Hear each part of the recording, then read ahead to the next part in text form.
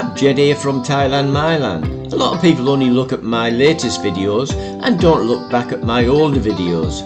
So I've decided to put a few relevant videos on here again for anyone who might have missed them the first time around.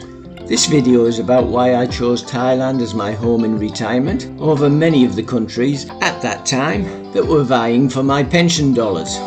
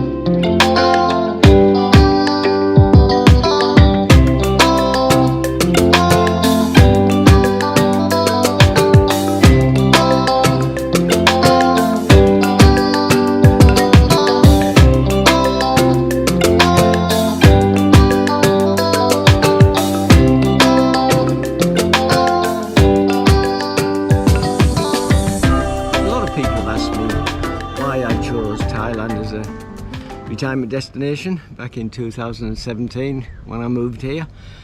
Well, I tried a few other places before I came here.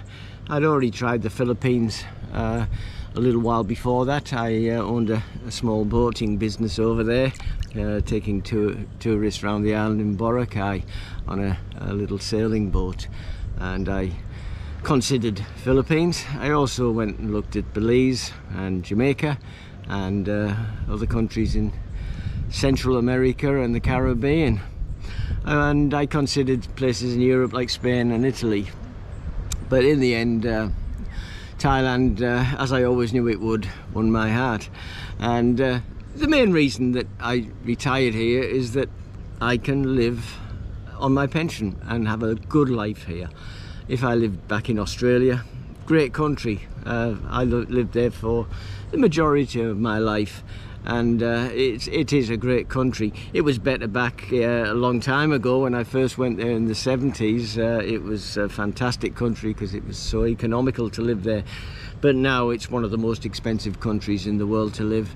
And my pension, even though it's okay, it's not a bad pension, I wouldn't be able to do anything. I'd just be able to rent a place, pay the bills, eat, and that'd be about it. There wouldn't be anything left at the end of the fortnight's payment to do anything with. I could maybe go out and get a couple of beers every now and again, but the pension wouldn't stretch very far in a country that is so expensive to live in.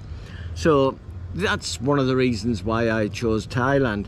There are cheaper places. Cambodia's cheaper, Laos cheaper, in this part of the world, in Southeast Asia, but they don't have the same infrastructure, and Thailand is a great country for not just the cost of living, but everything they do here is on par with a lot of Western countries. Their transport system, their hotels, everything you do here is on par with many countries in the West, but the cost of living is far less here.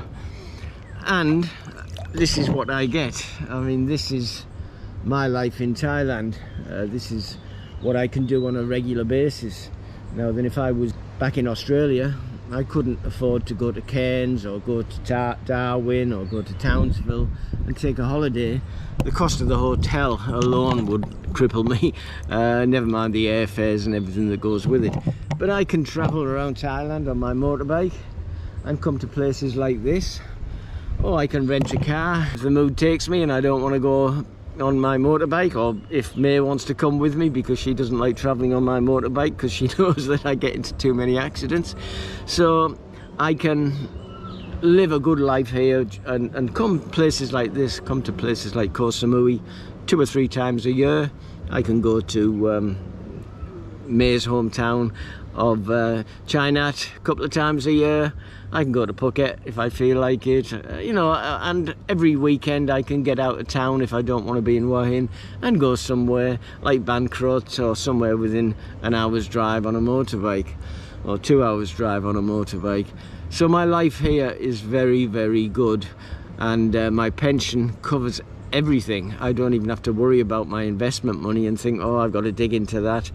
Only if I need a big thing. If my motorbike ever gives up the ghost and dies on me, I might have to use my money from my investments and sell a few shares and buy a new motorbike. Or if I want to buy a car, I'd have to do that.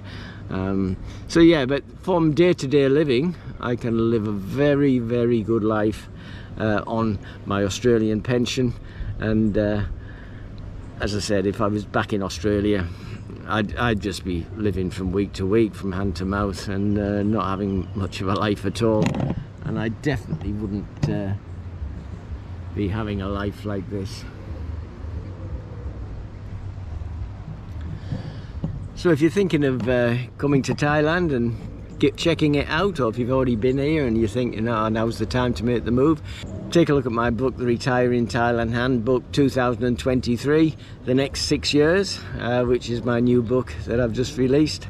And it'll give you so much information, and it'll get you on the right road for how to come to Thailand and how to get your visa and all sorts of things. You know, if you're going to move here, it's not an easy task to move to any country, but Thailand is harder than many because of the silly rules that the government like to put in place for retirees here. So yeah, take a look at my book, and thanks a lot for watching, and I'll see you in the next video.